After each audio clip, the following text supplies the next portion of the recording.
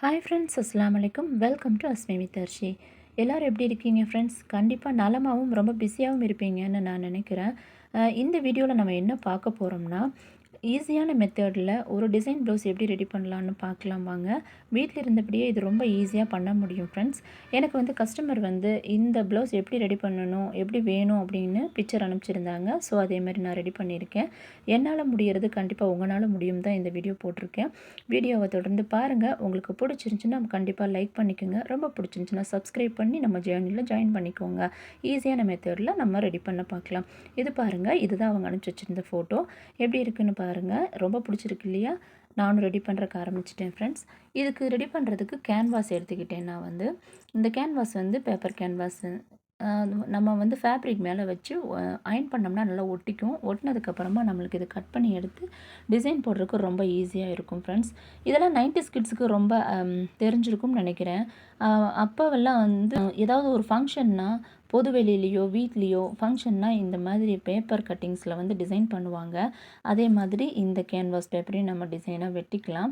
வெட்டிட்டு ஒரு 10-12 piece ready பண்ணிக்கலாம்.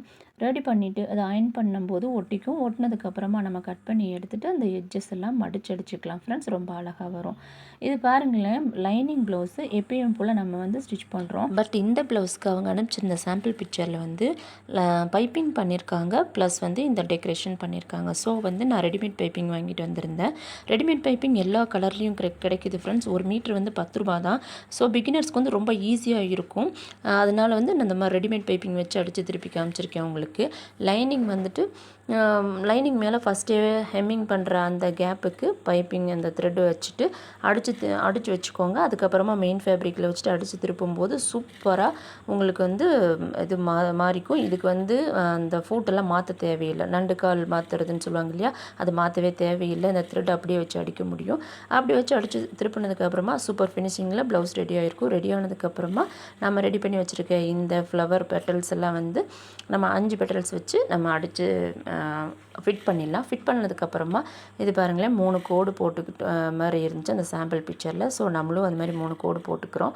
போட்டு முடித்ததுக்கப்புறமா லாஸ்ட்டில் வந்து பட்டன் வைக்கிறது ஒன்று மட்டும்தான் வேலை.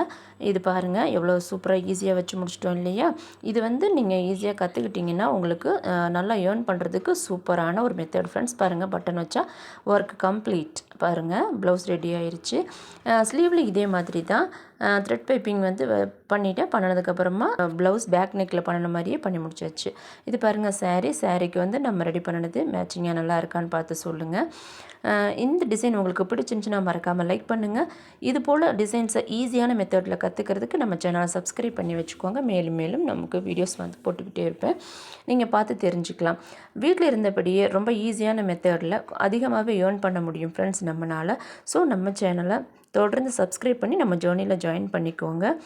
ஓகே, முயலும் வெல்லும் ஆமையும் வெல்லும், முயலாமை கண்டிப்பாக வெல்லாது. ஸோ இன்றே முயற்சி பண்ண ஆரம்பிங்க. தேங்க்ஸ் ஃபார் வாட்சிங்.